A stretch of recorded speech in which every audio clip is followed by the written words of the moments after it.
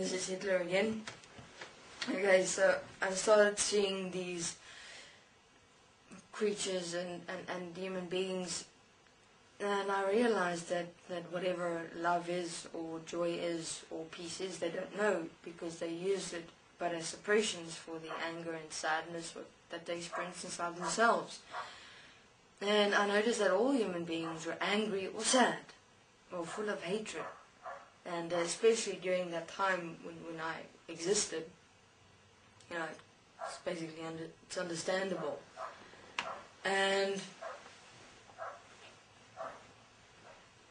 so with my experiences, I didn't even dare write it down or anything, because I was looking at it strangely. I was saying, okay, if I were to write it down, maybe everything would become more real, from the perspective that these creatures, these monsters, will actually completely take over these beings. What I found strange is that even with these creatures and monsters within beings, they seemed normal. But that, you know, it didn't make sense. How does this fit together? How does human beings have these normal lives that they perceive to be normal, and yet these creatures and these monsters are inside them? They speak words which they don't even mean, or don't even know the meaning of, and yet these creatures and these monsters feed off their suppressions, their sadnesses, their angers, their fears. That's what they feed off. And what's fascinating is that most of them enjoyed it when beings prayed. I mean, my mother usually had like 7 of them within her while she was praying so fervently. And children had strange fears. And therefore I mainly became a loner, because I couldn't speak to anyone, because everyone that was in my world at that time, I just saw these demons within them. And so I was quite alone for most of my life. I preferred that, because I basically started investigating these demons within human beings, started noticing behaviors, where they act, where they don't act, where they sometimes jump in completely, usually in fights, and they enjoyed that. I noticed when 2 beings started a fight or something like that, the demons would actually come in and just induce the fight even more further. It was like human beings in my world were puppets for them, on strings which these demons had control of. And they were directed and changed, and they had the ability to speak through these human beings even sometimes. I experienced it many times. So here I was, a child, I was about 17, 18, alone, seeing all these things and not understanding a thing, nothing. But yet I was fine. It was interesting. It was like, sometimes I wonder if I was sent here. Maybe I'm on some strange existence, some strange world, where I was sent to come and fix it, or to come and sort it out, or something like that. But one thing was certain, that whatever was within human beings as the demons, they were actually in control of this world.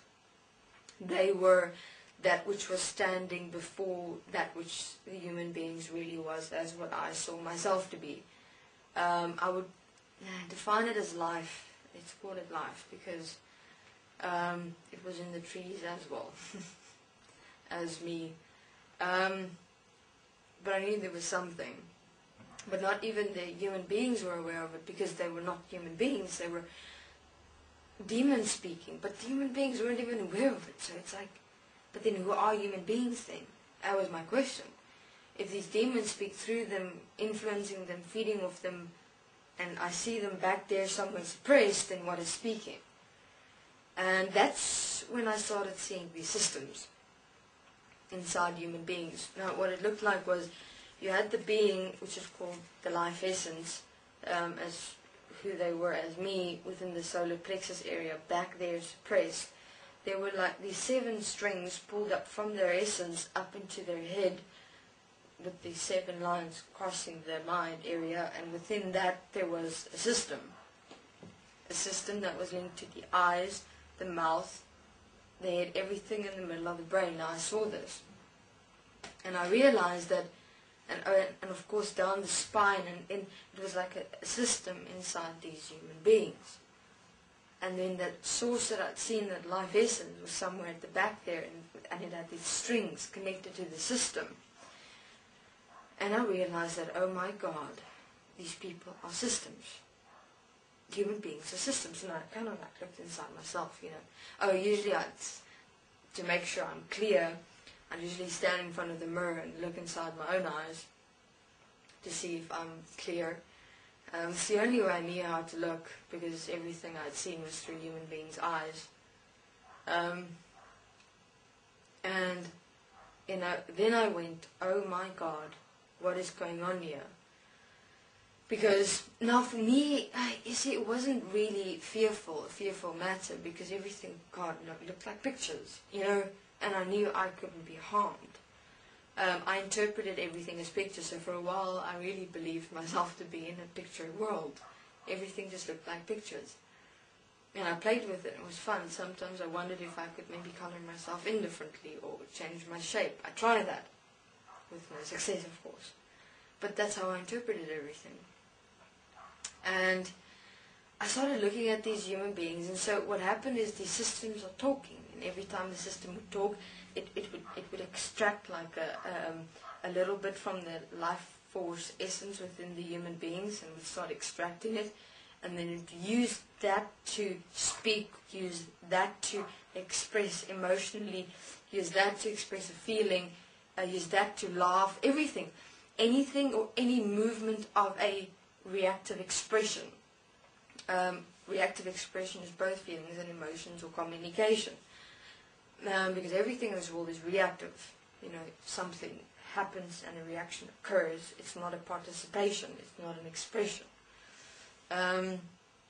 So when a reactive expression occurs, it would actually seep from the life force essence of the beings that was equal to me. And then it would kind of generate either the emotional feeling, and then from there, from the generation, these creatures, these demons, would kind of like feed off it. And I went, there's definitely not some higher power source essence in or of this world that is in some way protecting me. That is impossible. Because maybe that life high essence source thing is of a dark nature, I really sometimes wondered if I'm not maybe in hell. I wondered so many things, you know. I looked at everything and I wondered, am I in a coma somewhere in a life, and all this that I'm seeing is an alternate universe or an alternate existence? Because everything really seemed so surreal. I just couldn't fathom it into a sustainability of certainty at all. Okay, this is Hitler. I will continue in my next interview. Thank you very much.